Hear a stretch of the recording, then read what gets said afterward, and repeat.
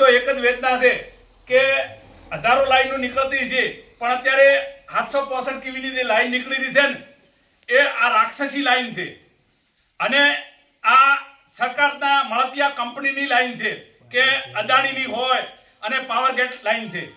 આપણી સરકાર પાસે એક જ માંગણી છે કે જેવી રીતે નવસારીના ખેડૂતોને એક દોભલાના 1,85,00,000 રૂપિયા ચૂકવણું કરી અને આ જ કંપની અહીંયા આવેલી છે.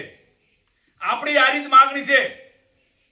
આપણે રાધાનેહડાથી શેકા મોઢેરા સુધીના તમામ ખેડૂતોએ સંગઠિત થઈ જ્યારે સરકાર જાહેરાત કરે કે તમને નવસારીના અનુસંધાને ચૂકવણું કરવામાં આવશે ત્યારે જ આપણે કામ ચાલુ કરવા જેવાનું થાય. એના પહેલા આપણા વિસ્તારની અંદર કામ ચાલુ કરવા જેવાનું નથી. આપણે આ મીડિયાના માધ્યમથી પણ સરકારને પણ કહેવા માંગીએ છીએ ભાઈ કે અમારી જમીન છે, અમારા બાપ દાદાની જમીન છે, તમે વિકાસ કરતા હો તો અમે રોકવા માટે વિરોધ નહીં કરતા, પણ આપણને યોગ્ય વળતર તો આપવું પડે ને. આપણે યોગ્ય વળતર માંગી રહ્યા છે સરકાર પાસે. આપણે એના માટે આપણા વાવથરા જિલ્લાના કલેક્ટર સાહેબશ્રીને પણ આવેદનપત્ર આપ્યું તો આપણે 10 દિવસ પહેલા. હજી સુધી આપણને યોગ્ય જવાબ આપેલો નથી. એના પહેલા આપણે કલેક્ટર સાહેબશ્રીને નાયબ કલેક્ટર સાહેબશ્રીને દિવોદર પણ આવેદનપત્ર આપ્યું હતું, પણ હજી સુધી આપણી વાત સાંભળી નથી. એ કંપનીના મળતિયાઓ અત્યારે ધામલા ઊભા કરવાનું ષડયંત્ર ચાલી રહ્યું છે.